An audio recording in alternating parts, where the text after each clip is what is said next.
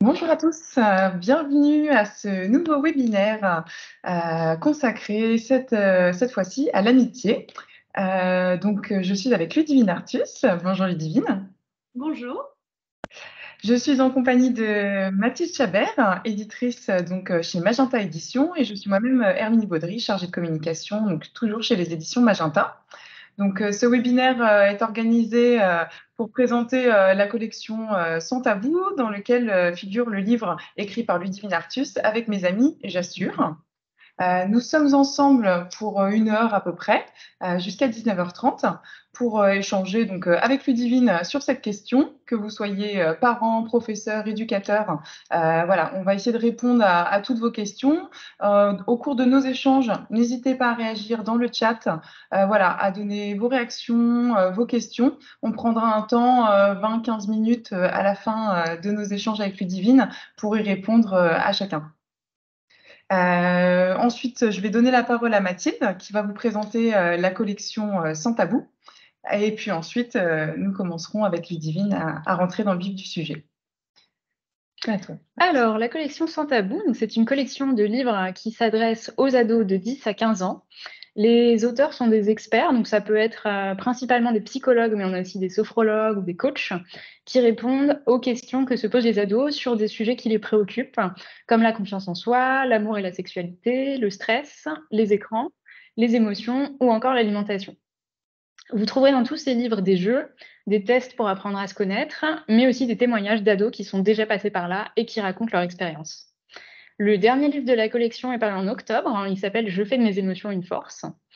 Et aujourd'hui, on va parler des relations amicales avec Ludivine Artus, donc l'autrice d'Avec mes amis, j'assure.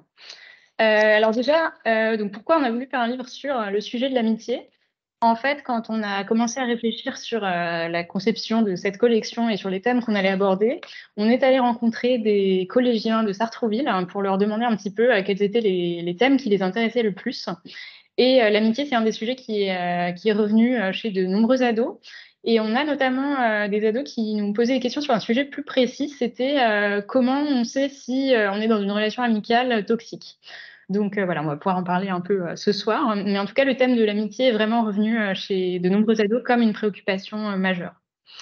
Donc l'autrice Ludivine Artus est psychologue clinicienne et thérapeute des familles. Elle a notamment travaillé auprès d'enfants et d'adolescents en psychiatrie et en protection de l'enfance. Et elle est aussi l'autrice d'un autre livre dans la collection Sans tabou qui s'appelle Avoir confiance en moi. Donc avec mes amis, j'assure, c'est un livre dans lequel on a vraiment voulu laisser au maximum la parole aux adolescents. Alors pour la petite histoire, au début, quand on a commencé à travailler sur le livre, Ludivine avait peur qu'on n'ait pas assez de témoignages parce qu'elle venait de déménager. Et en fait, c'est le livre pour lequel on a reçu le plus de témoignages d'ados et les témoignages les plus aboutis, je dirais, les plus développés en tout cas, donc aussi les plus intéressants finalement. Donc on s'est retrouvés voilà, avec une centaine de témoignages et il fallait finalement faire le tri pour garder la sélection des meilleurs. Et c'était pas évident parce qu'ils étaient vraiment tous très riches et très intéressants. Donc j'en profite pour remercier tous les ados qui ont accepté de participer. Donc, comme dans les autres sans tabou, vous allez trouver avec mes amis, j'assure, les illustrations drôles et légères de Clémentine Latron. Voilà, je voulais partager celle des chats et des chiens parce que je la trouve drôle et mignonne à la fois, assez représentative de l'humour de Clémentine. Ensuite, pour vous donner une petite idée un peu du sommaire et des différents thèmes abordés dans le livre, on commence dans le premier chapitre par définir l'amitié, donc s'intéresser à ce que c'est l'amitié finalement. Et le livre commence par une discussion philosophique entre deux ados à qui Ludivine a demandé c'est quoi finalement pour vous un ami? Ce serait quoi la définition, les critères qui font voilà, qui définissent un ami? Ce qui est revenu principalement, c'était donc un ami, c'est quelqu'un avec qui on passe du temps, qu'on connaît bien, quelqu'un en qui on peut avoir confiance, une personne qui nous respecte, avec qui on peut rire et qui va nous aider si on a un problème, si on est en difficulté. Ensuite, on a une définition de différents philosophes, donc un petit parcours à travers la philosophie des différentes définitions possibles de l'amitié. Donc l'amitié selon Aristote, selon Montaigne, selon Kant, etc. Dans le deuxième chapitre, on parle des débuts de l'amitié, notamment la question de comment on fait pour se faire des amis. Donc par exemple, quand on est timide et qu'on n'ose pas trop aller vers les autres, ou comment se faire des amis si on est amené à changer de collège et donc on arrive dans un établissement où on ne connaît personne.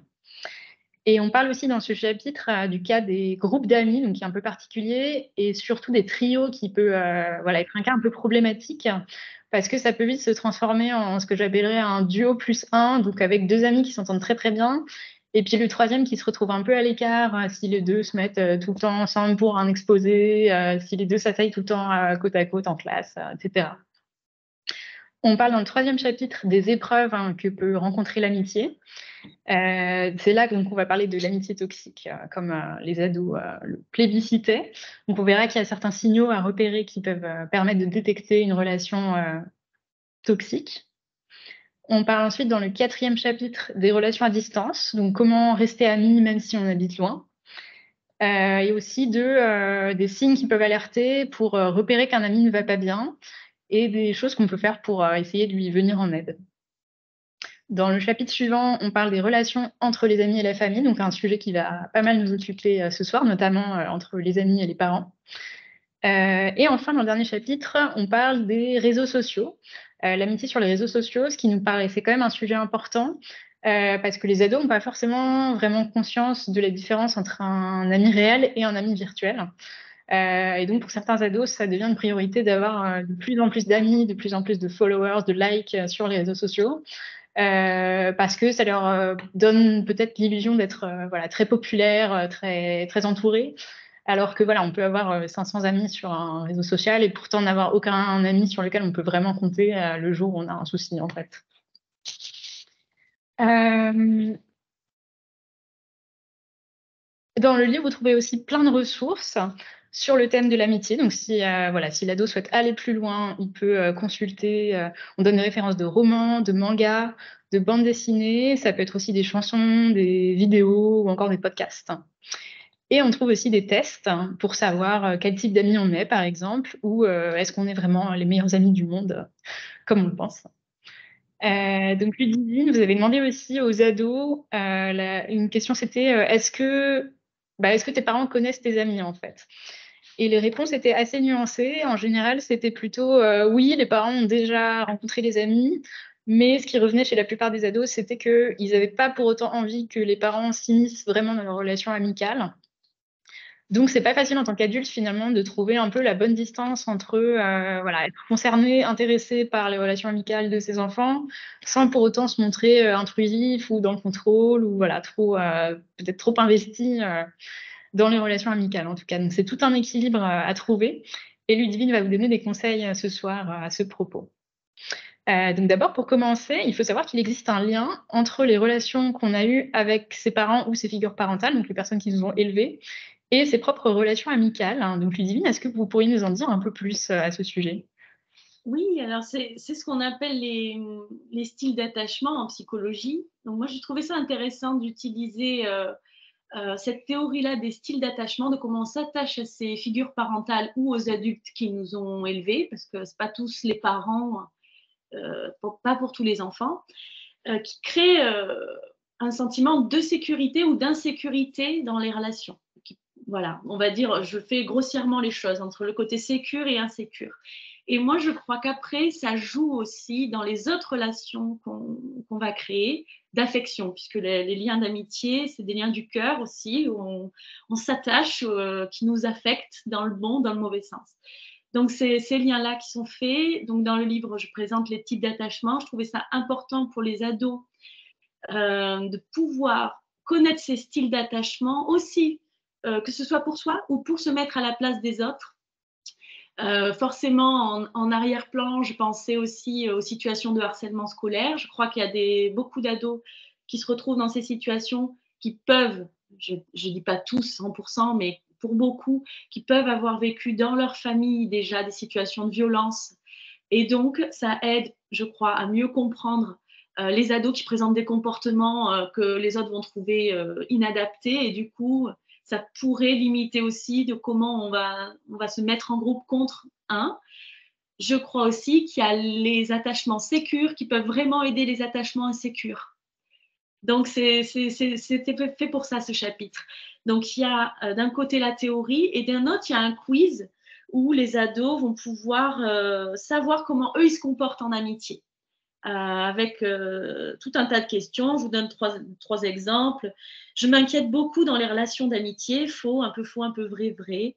Quand une amie veut se rapprocher de moi, je m'aperçois que je prends mes distances. Voilà, c'est ce quiz qui permet du coup de s'évaluer, mais je crois aussi de pouvoir peut-être mieux comprendre les comportements qui nous questionnent sur nos pairs autour. Merci beaucoup, Ludivine.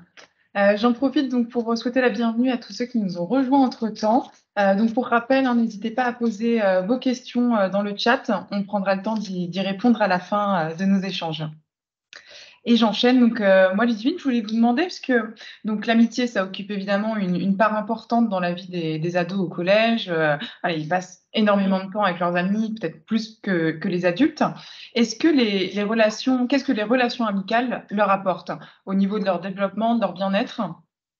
Alors bon, c'est très vaste, l'amitié. Il y a vraiment différentes définitions, différents types d'amitié qui sont évoqués dans le livre, comme le disait Mathilde, avec l'approche plutôt philosophique. En tout cas, ce qu'on peut dire, c'est que l'amitié, c'est une vertu, une force morale qui nous guide dans nos comportements. Et son contraire, ce serait l'isolement. Donc, comme c'est une relation dans laquelle on s'attache, on peut être affecté. L'amitié apporte valorisation et soutien quand elle se passe bien. Donc, elle est source de plaisir. Elle augmente le développement identitaire à l'adolescence parce qu'elle participe au sentiment d'appartenance. Le sentiment d'appartenance, c'est vital, on va dire, pour construire une bonne identité, une bonne estime de soi. Donc, l'amitié, comme toute relation, elle peut aussi traverser des hauts et des bas. Voilà. Et je voudrais vous dire, par rapport aux apports de l'amitié, vous lire le témoignage de Lola, 15 ans. Je pense que c'est important d'avoir des amis car cela encourage à aller au collège. Pendant les récrés, tu penses à autre chose. Et puis, je trouve que ça te garde en relation avec l'extérieur un peu. Ça permet de voir d'autres personnes que ta famille. Tes amis peuvent pouvoir parfois t'encourager à sortir, donc rencontrer de nouvelles personnes. Un ami peut aussi être une ressource. Par exemple, tu travailles toute la journée, le soir, tu vas voir ton pote, tu blablates, tu rigoles. Ça te fait penser à autre chose, ça te change d'air. Voilà, tout ce que l'amitié peut apporter. Et c'est vraiment que des petits exemples. Et vous présentez dans le livre les différentes valeurs de l'amitié. Quelles sont les plus importantes selon vous? Oui, alors moi, je me suis beaucoup inspirée des philosophes et notamment dans nos contemporains de Charles Pépin et d'André Comte-Sponville. André Comte-Sponville, donc il évoque toutes les valeurs selon lui de l'amitié. Moi, celle que j'ai préférée, ça va être l'intimité, le fait d'avoir une relation étroite, profonde, le temps, c'est-à-dire à la fois la longueur, parce qu'il y a des amitiés qui peuvent durer toute la vie, parfois plus longtemps que certaines relations familiales, mais aussi le temps qu'on accorde à l'autre, le temps qu'on passe avec l'autre. La réciprocité, parce que dans l'amitié, ce qui est différent des relations amoureuses, c'est que il ne peut pas y avoir amitié sans réciprocité, alors qu'on peut aimer quelqu'un qui ne nous aime pas dans les relations amoureuses, pas dans l'amitié. Dans l'amitié, si on est amis, c'est que l'autre est aussi ami avec nous. Et le partage d'activités, le partage d'émotions, voilà. La volonté aussi, j'aime. En fait, j'aime toutes les vertus. Je préfère toutes les vertus de l'amitié, mais voilà, j'ai sélectionné que ces 5-là. La volonté, parce qu'il y a ce côté aussi du choix qu'on fait de rester amis ou pas, et que comme toute relation durable, il faut une part quand même, selon moi, de volonté, de ce qu'on met pour que ça continue bien. Voilà, mais dans les témoignages des adolescents, ce que j'ai noté, ce qui ressort le plus pour eux comme valeur importante, c'est la confiance. C'est pouvoir dire et que l'autre ne va pas dire. Beaucoup ça. Le mensonge, c'est fini, c'est la trahison. Donc pour eux, c'est plutôt la confiance qui est ressortie, je trouve. Et de nos jours, les jeunes utilisent plein de nouvelles expressions. Il y a plein de nuances avec les termes pour désigner les amis. Voilà, ils parlent de potes, copains, copines, amis, même les expressions frères, sœurs, frérot, gros, ou aussi connaissance. C'est quoi les nuances entre tout ça? Alors ça, il faut vraiment demander aux ados parce que les ados, mais dans toute ère, on va dire, en toute génération, inventent leur propre vocabulaire, leurs propres expressions. Donc moi, je vais vous lire des témoignages qui parlent de ça. Donc il y a Étienne qui dit, pour moi, du plus bas au plus haut, lui, il y a une hiérarchie. Ce serait les connaissances. Là, tu les connais vite fait et ça ne te dérange pas de discuter avec elles. Les potes, tu manges de temps en temps avec eux à la cantine ou vous avez des copains en commun. Les copains, tu gardes des contacts avec eux alors que vous n'êtes pas forcément dans la même ville. Les amis, tu passes tes récréations avec eux parce que tu en as envie, tu fais des activités et des sorties à l'extérieur avec eux. Donc lui, il y a vraiment des différences aussi de lieux, de temps passé dans sa hiérarchisation. Et puis il y a Louise aussi qui dit « Ami, c'est un mot que j'utilise pour parler des personnes qui comptent le plus, avec qui je sais que je peux tout partager, que j'ai une confiance totale.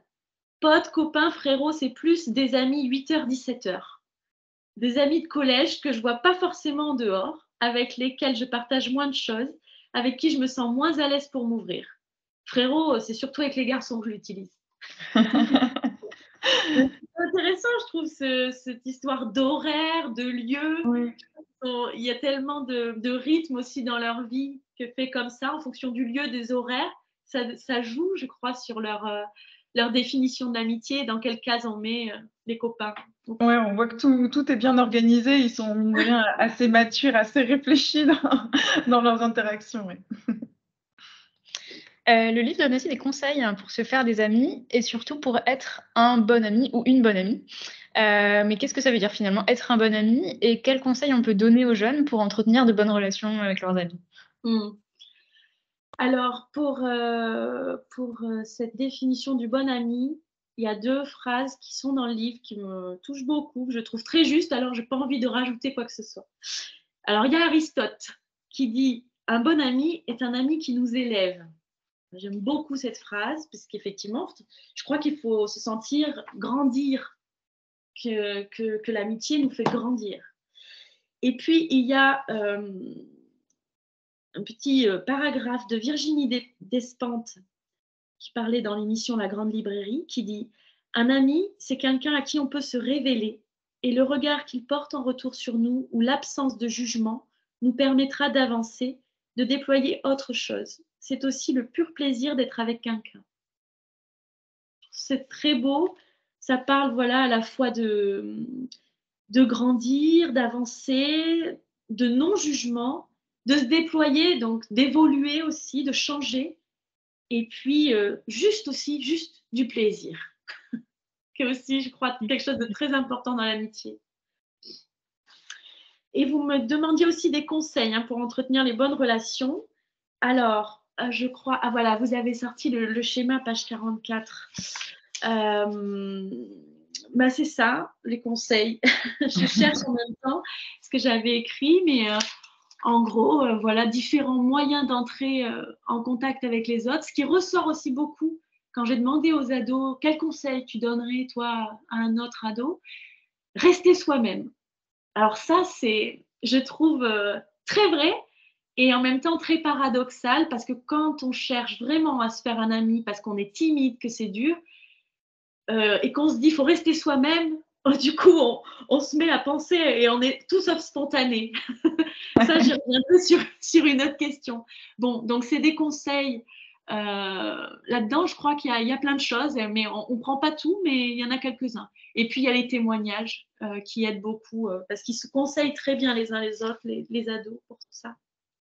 Et ça me fait penser aussi à une citation qui était dans le livre aussi, je ne sais plus de qui elle est, mais c'était un ami, c'est quelqu'un avec qui on peut se taire, hein, qui va un peu dans ce sens de la spontanéité, de ne pas être dans la représentation, en fait, de ne pas jouer un rôle pour être, je ne sais pas, apprécié ou populaire, mais voilà, quand on n'a plus rien à dire, on accepte de se taire et on n'est pas jugé, entre guillemets, pour ça. Oui, et les moments aussi de silence, quand on peut rester dans une même pièce avec quelqu'un avec qui on ne se parle pas, ou dehors, c'est qu'il y a quelque chose quand même. Ouais, c'est ça. Et justement, donc vous parliez de la timidité, mais il y a aussi des des jeunes, j'imagine, peut-être, vous me direz si j'ai tort, qui ne sont pas du tout intéressés, par les autres. Est-ce que c'est Mhm. normal, si on constate que son enfant ou qu'un de ses élèves, est solitaire? Est-ce que voilà, c'est normal ou est-ce qu'au contraire, il faudrait justement l'encourager à se faire des amis et peut-être du coup à sortir de sa zone de confort? Oui, alors peut-être que voilà, il faut faire la différence entre être solitaire, être isolé, c'est quand même pas la même chose. C'est-à-dire que du coup, il y a une échelle de souffrance, puisqu'il y a des ados qui sont contents d'être tout seuls aussi. Hein, il y a même des moments de la vie où on préfère être tranquille, voilà. Donc ça, il faut bien faire cette différence. Maintenant, je comprends aussi qu'on puisse s'inquiéter d'un ado qui reste tout seul et qu'on pense isolé à long terme.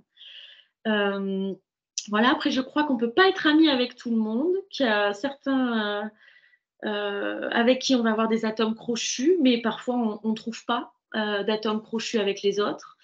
Euh, voilà ce que j'ai noté. Euh, Charles Pépin, il dit que la rencontre, c'est à la fois avoir une curiosité pour l'autre et trouver un intérêt pour soi-même. Voilà, ce qui fait qu'il y a cette complémentarité qui peut se mettre en place. Donc, voilà, il y a sûrement ces deux choses-là qui font que parfois les ados sont pas dans une curiosité aussi d'aller rencontrer ou ne trouvent pas l'intérêt en commun avec l'autre.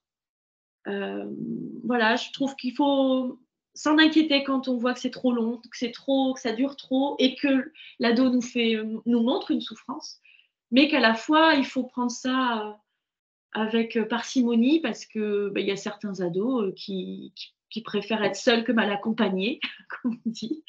Et je voulais vous lire à ce sujet le témoignage de Léa, euh, qui dit: étant une grande timide, je dirais qu'il faut oser. Si tu n'y vas pas, tu ne sauras pas si les gens sont sympas ou pas.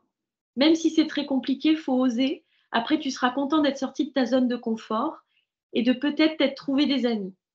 Et aussi, si tu vois des gens dans la même situation, c'est-à-dire seuls, il faut aller les voir parce que déjà, c'est plus facile d'aller voir une personne seule qu'un groupe. Et puis, tu as plus de chances de la voir comme pote parce qu'elle est toute seule et elle sera sûrement contente d'avoir une pote, de ne pas rester toute seule. Un jour, j'ai fait une colo, je connaissais personne et je n'osais pas aller voir les autres qui se connaissaient déjà, mais je suis allée vers un groupe qui avait l'air sympa et au final, j'ai passé ma semaine avec eux. Quand je l'ai dit à mes parents, ils étaient fiers parce qu'ils savaient que j'étais très timide et que ce serait compliqué pour moi de pas passer la semaine seule. En fait, il ne faut pas se poser de questions. Tu as des amis, bah fonce. Et puis, tu n'as pas d'amis, bah fonce et puis tu verras. Donc voilà. Si le jeune souffre, voilà le genre de conseils qui peuvent être donnés, de s'ouvrir, de faire une proposition, de voilà. Mais il ne faut pas oublier que parfois, il y en a qui préfèrent être seuls à lire dans leur coin et que ce n'est pas forcément un souci. Ouais. Et qu'est-ce qu'on pourrait conseiller donc, parce qu'il y a des jeunes donc qui se retrouvent, solitaires, isolés parce qu'ils arrivent en fait dans un nouvel établissement ou à une nouvelle classe. Parfois ça peut être source d'appréhension, pour certains. Qu'est-ce qu'on peut leur conseiller dans ces cas-là? Parce que ça arrive souvent.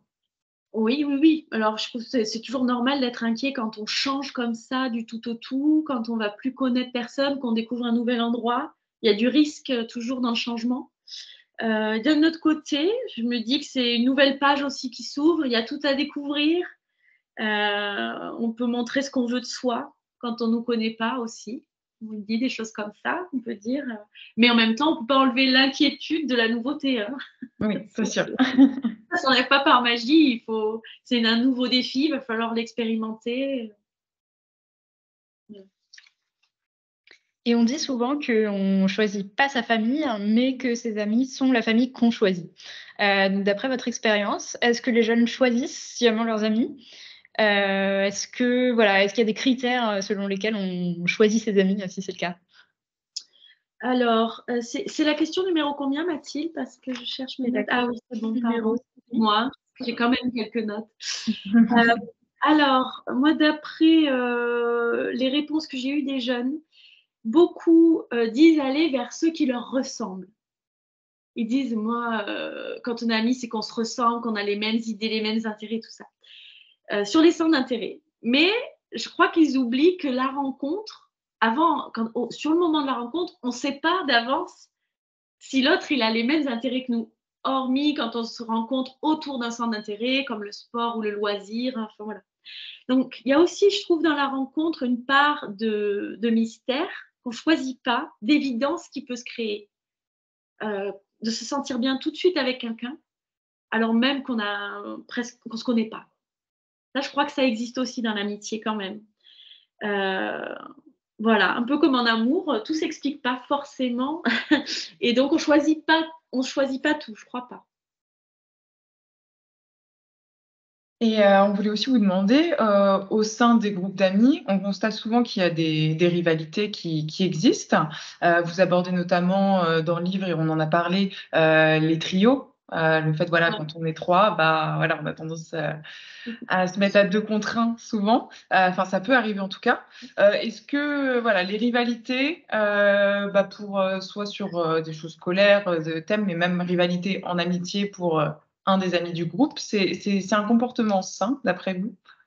Oui, alors moi je crois que oui, je crois que ça fait partie presque, je dirais du développement normal, du développement affectif en fait quelque part. De se heurter aussi à on n'est pas que dans une exclusivité, on n'est pas toujours que, le plus important, et comment on compose aussi à 3. Parce que c'est très mouvant du coup les trios, parce que dans le temps aussi, qu'on passe, ça varie vachement. On peut passer d'un coup avec l'une, avec l'autre, après on retourne à 3. Donc on fait vraiment de l'équilibre dans les trios. Mais je trouve ça muscle aussi, ça muscle le développement affectif. On apprend un fonctionnement plus collectif, moins intimiste, mais quand même il y a de l'intimité par moment, même parfois à 3, hein, on peut avoir vraiment de l'intimité. On doit tout le temps s'adapter. Donc je trouve que ça rend plus mature, effectivement. Ça peut rendre plus mature, hein, on peut souffrir aussi, bien sûr. Hein, là, on ne parle pas encore de l'aspect toxicité des relations. Et aussi, dans le livre, il y a un passage sur la rivalité. Alors là, c'est un duo, mais entre Rafael Nadal et Roger Federer, où là, c'est une amitié rivale, mais qui booste aussi. Le côté de la rivalité qui booste. C'est vrai que c'est assez intéressant d'avoir autant d'exemples qui leur parlent, en fait, pour vraiment bien comprendre toutes ces, des choses, c'est assez clair, les exemples que vous avez pris, dans le livre. Et on entend de plus en plus souvent parler de relations toxiques. Alors, c'est quoi une amitié toxique et quels sont les signes qui peuvent nous aider à repérer qu'on est dans une relation, une amitié toxique? Alors, toxique, ça signifie, à la base, ça part des plantes, ça signifie qu'il y a un effet néfaste ou mortel. Donc, c'est pas rien. Il ne faut pas l'utiliser n'importe comment ce mot, parce que parfois, c'est vraiment utilisé, ah, t'es toxique. Non, c'est pas rien, c'est pas juste un désaccord, c'est pas juste une dispute, c'est pas juste tu m'as pas invité à ton anniversaire. Donc moi, pour ça, je me suis inspirée d'un livre qui à la base est fait pour les adultes, de Robert Neuburger, sur les paroles perverses, pour dresser une liste un peu des sentiments qui peuvent évoquer une relation toxique, pour que les ados ils puissent faire la part des choses un petit peu, les parents aussi d'ailleurs. Donc, je vais vous donner quelques exemples. Si la relation te fait plus de mal que de bien, si tu te sens souvent coupable dans cette relation, si tu as l'impression que tout est toujours de ta faute, si tu as souvent honte dans cette relation, si tu dois faire attention à tout ce que tu dis, comment tu le dis pour pas vexer l'autre. Si la personne utilise ta gentillesse ou ton empathie, si elle te dit que tu lui dois quelque chose. Voilà, et il y a une liste comme ça, donc c'est pas forcément un seul qui suffit à dire que c'est toxique, mais c'est plutôt voilà, un ensemble de choses. Et on vous partage d'ailleurs, la page, consacrée à ça, à reconnaître une amitié toxique. Donc, ce que vous décriviez, est très clairement pour les ados. Avec le curseur Ouais. de notre maquettiste qui a fait un super travail. Et donc dans les amitiés, les adultes, est-ce qu'on peut, est-ce que c'est conseillé, est-ce qu'on doit, interférer dans les relations amicales des ados? Parce que voilà, qu'on soit donc parents ou profs à l'école ou éducateurs, même parfois certains dans des groupes sportifs, ce genre de choses, on constate On voit les relations, on voit ce qui se passe. Est-ce qu'on a un rôle à jouer parfois pour voilà, intervenir si on remarque qu'il y a des choses qui se passent mal, pour voilà, Oui, désamorcer certaines situations? Est-ce qu'on doit ou est-ce qu'on doit les laisser gérer eux-mêmes? alors, j'ai pas de question tranchée comme ça, mais en tout cas, c'est sûr qu'il y a un rôle pour les éducateurs, voilà, je pense aux enseignants ou la famille aussi, beaucoup, ça on en parlera, je crois, un peu après, mais de garder un œil. Les adultes gardent un œil. Après, je trouve qu'il faut faire la différence. C'est Haim Omer, qui est un auteur israélien, qui parle de ce concept de vigilance bienveillante, c'est-à-dire comment faire la différence entre surveiller et juste être vigilant. Donc, c'est ça tout le truc, c'est de pouvoir maintenir une présence, je trouve, d'adulte, un dialogue ouvert le plus possible, qu'on en parle, qu'on s'intéresse quand même. Qui sont tes amis, comment ils s'appellent, qu'on puisse voir qui c'est. Donc, garder un œil comme ça, mais peut-être pas jusqu'à aller lire les messages. Je ne crois pas que ce soit une bonne idée d'aller surveiller, d'intruser en fait. Voilà, il faut vraiment faire la différence dans le vocabulaire. Donc, vigilance bienveillante, je trouve que c'est vraiment le concept le meilleur pour ça. Et je trouve qu'après, par rapport à la famille, je trouve que ça fait partie des fonctions de la famille de protéger ses membres aussi. Donc, faire attention, ça fait partie des choses. C'est pas pour ça que l'ado va écouter. Voilà, il y a quand même, il y a eu des témoignages où, d'ailleurs, je crois que je m'étais noté de vous en lire un. Oui, page 122. C'est celui de. Alors, je vais vous lire. Victor qui dit oui, mes parents, ma famille, mes amis, pardon, ils connaissent ma famille juste parce qu'ils sont venus chez moi. Ils se disent bonjour quand ils se voient, ils discutent vite fait avec eux, comme moi avec leurs parents, mais ils ne les connaissent pas bien, ils ne savent pas quel est leur plat préféré, par exemple.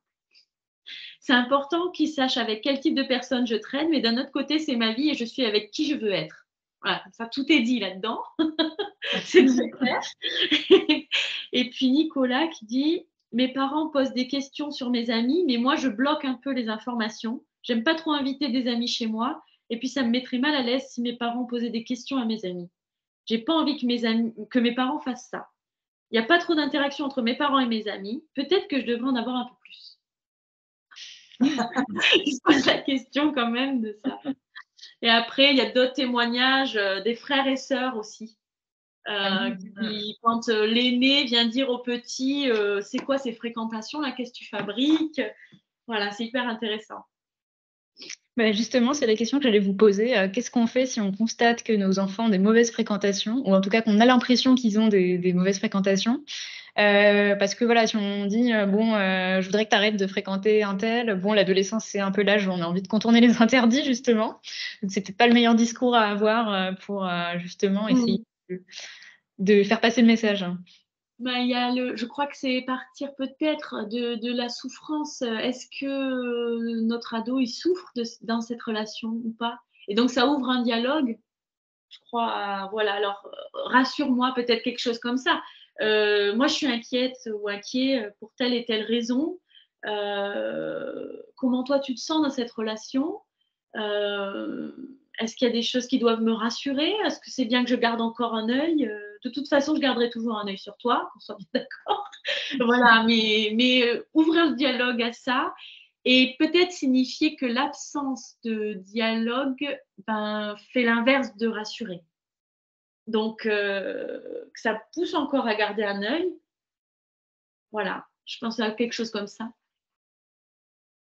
Un peu souple, mais en même temps, on assoit la présence. Peut-être que mettre des fois les frères et sœurs dans la boucle, ça peut être une bonne chose aussi. Oui.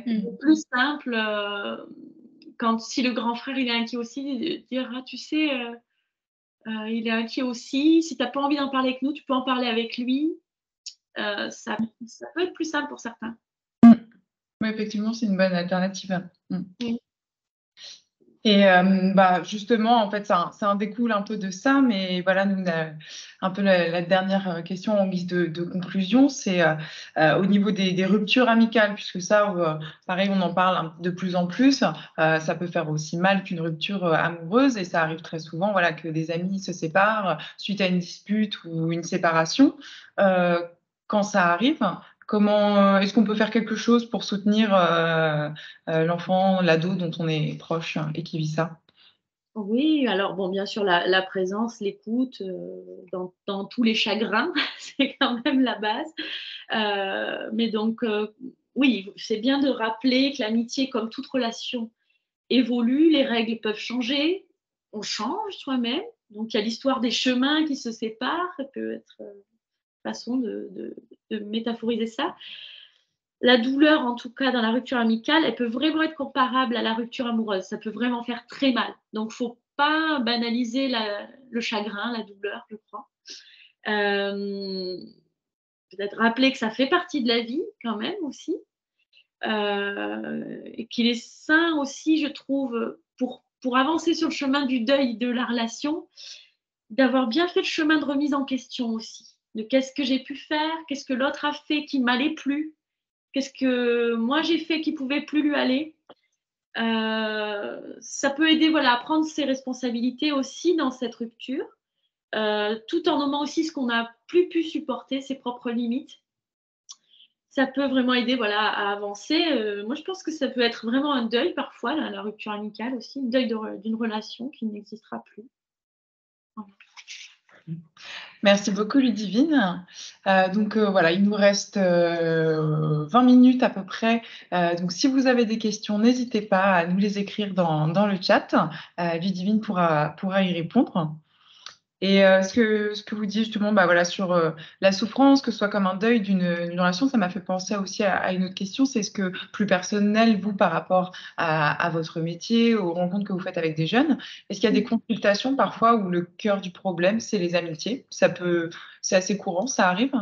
Oui, oui, oui, enfin, oui, oui, ça arrive. C'est pas remarqué. Si, ça peut même être parfois maintenant un motif d'indication, c'est-à-dire il s'est passé quelque chose de grave dans une relation, ou des parents qui s'inquiètent pour une relation qui est toxique, qui leur semble toxique. Ça peut faire des indications de thérapie, mais le plus souvent, c'est quelque chose de familial qui les amène. Euh, mais dans la thérapie, on peut venir à parler des relations amicales. Et ils ont toujours plein de choses à dire sur ces sujets. Hein. Il s'en passe des choses dans la cour de récré. Donc, c'est très intéressant. Et on peut vraiment faire des ponts. C'est pour ça que je disais des ponts entre comment on est en relation avec ses amis, avec sa famille. Ce sont deux choses différentes, mais en même temps liées. L'amitié peut permettre d'être très différent aussi de ce qu'on présente dans sa famille. Voilà. Ouais. Nous avons une question concernant les réseaux sociaux, amitié et réseaux sociaux. Comment gérer? Oui, effectivement, là, c'est assez vaste comme sujet, mais qu'est-ce que vous Oui. pouvez nous en dire? Alors, ce que je peux en dire, c'est qu'il peut y avoir plein de bonnes choses aux réseaux sociaux, comme plein de dangers. Donc, je crois que pour les parents, parce que là, on parle vraiment des ados, donc après 12 ans, enfin, donc que c'est important de ne pas intruser les réseaux sociaux, c'est-à-dire de ne pas être l'ami sur les réseaux sociaux, de ne pas aller lire les trucs dans le dos, mais en parallèle, avant ou pendant qu'il y a le contact avec les réseaux, de pouvoir vraiment éduquer, apprendre des choses sur le fonctionnement du web et des réseaux pour que l'enfant puisse sentir les différents dangers et garder toujours le dialogue ouvert. Donc, dans le livre, sur le chapitre sur les réseaux sociaux, on s'est surtout intéressé à parler, à donner de l'information sur comment ça fonctionne. Donc, les données personnelles, les messageries de groupe. On teste un peu leur connaissance sur les réseaux sociaux. Ça peut, du coup, pour moi, créer des discussions intéressantes avec les parents, ces tests-là qu'il y a dans le livre, pour dire, ah bon, tu croyais que c'était ça? Non, non, ça ne marche pas comme ça. Voilà, et en même temps, il y a des témoignages aussi sur l'importance, comment ça les aide aussi dans leur estime d'eux-mêmes, d'avoir les réseaux sociaux parfois. Euh, Pendant le confinement, comment ça a été hyper utile pour les liens d'amitié, voilà. Donc, on a tout ça dans le livre, hein, faire attention à la capture des données. Il y a des chiffres, voilà, il y a des vraies infos sur la CNIL, les jeux Fortnite, tout ça. Et il y a, je crois, dans la collection, un livre qui est sorti spécifiquement sur les écrans. Oui. Et le rapport aux écrans, je pense qu'il est beaucoup plus poussé aussi sur ce sujet-là, de Niels Weber. Oui, c'est ça, les écrans, je gère, de Niels Weber. Oui, oui. Mais il me semble que vous parlez aussi du ghosting dans le livre, justement, par rapport aux réseaux sociaux, etc. Ah oui, Le fait voilà, de par rapport disparaître, à la de ne plus répondre aux messages.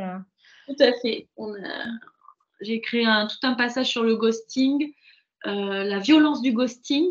Oui, c'est ça, les conséquences que ça peut avoir sur la personne à qui on ne répond plus du jour au lendemain, sans explication. Oui.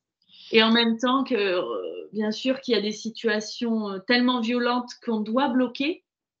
Mais voilà, on fait ces différences-là, voilà, pour les ados aussi. Ouais. Il y a aussi ça. Les deux groupes aussi. On parle beaucoup des WhatsApp, par exemple. Quand on veut quitter un groupe, comment on fait tout ça, c'est dans le livre aussi.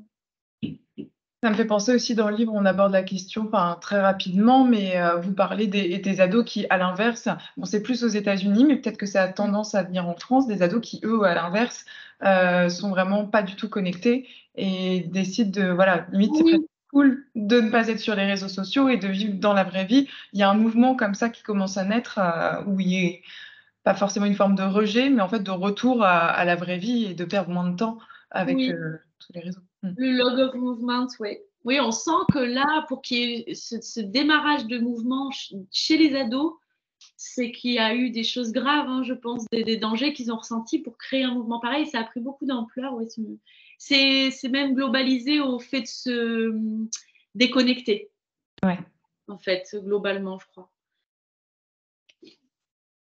Il y a une personne qui demande si vous auriez des références littéraires pour tout ce qui concerne le deuil relationnel. Alors, je regarde dans mon livre. Parce qu'effectivement, il y a beaucoup de références dans le livre, donc je pense que ça a été abordé, sachant qu'il y a tout un chapitre consacré à ça. Alors, les ressources. Alors, il y a La fille mirage d'Élise Broch. C'est un livre. Je pense un roman, je crois. Oui, il y a pas mal de romans. C'est un roman. La fille mirage. Là, c'est vraiment sur la mort ou le deuil. C'est ça la question, hein? Oui, c'est ça. Oui. Ouais. Après, il y a donc sur le chapitre Quand l'amitié s'éloigne, il y a des livres comme À quoi rêvent les étoiles, Sauveur et fils. C'est aussi une série en 6 tomes. Il y a des liens internet de fil de santé jeune sur le ghosting.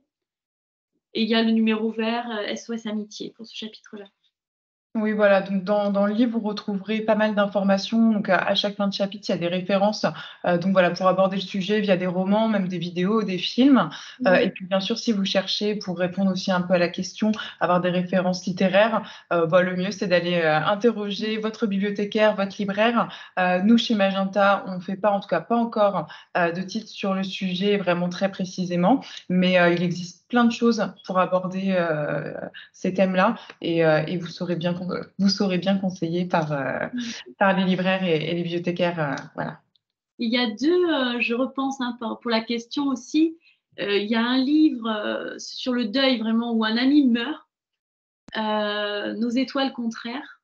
Oui. Et aussi un film qui a eu un gros succès. On pleure, mais c'est très beau. Et puis, il y a un livre, alors plus sur la rupture amicale, mais là où c'est une relation toxique. C'est pas un livre, c'est un film, pardon, de Mélanie Laurent. C'est Respire, je crois. Mais tout ça, c'est dans le livre, mais peut-être à d'autres endroits. Voilà, on a une autre question concernant donc les échanges entre ados qui sont souvent très violents et peuvent blesser durablement, et c'est vrai. Donc voilà, c'était plus une remarque comme quoi c'est difficile d'intervenir pour les enseignants. Est-ce que vous auriez un peu des conseils par rapport à ça, à la violence des échanges, donc entre amis, mais justement entre ennemis ou ados qui se considèrent comme tels? Oui. Bah, je crois que ça doit être effectivement très dur pour les enseignants. Les conseils qui sont donnés par Aim donc je m'y réfère beaucoup, pour limiter la violence, c'est de limiter l'escalade, donc de stopper, d'éloigner, de faire un sas de décompression pour pas laisser deux personnes qui s'agressent dans la même pièce, quoi, je crois. Et c'est la lutte contre ce phénomène d'escalade qui permet de diminuer la violence de l'information, Ouais. le comportement violent. Oui, donc de pas les forcer le contact, surtout pas les mettre dans les mêmes groupes ou ce genre de choses. Si c'est possible de séparer, même si oui, ça va être bien compliqué de faire changer de classe, mais à la limite, c'est ce qui pourrait permettre de faire redescendre la pression. Oui, tant que la chose n'est pas réglée, je crois que les enseignants, ils peuvent pas tout régler non plus. Là, j'ai pas un exemple précis, donc c'est dur pour moi de répondre précisément, mais en tout cas, voilà, quand il y a violence, escalade, et qu'il y a toujours plus de munitions dans le sac à dos de l'autre et que ça monte, ça monte, ça monte, ça sert à rien. Il faut stopper, en reparler dans un moment où ça va bien. Ouais. Voilà. Merci.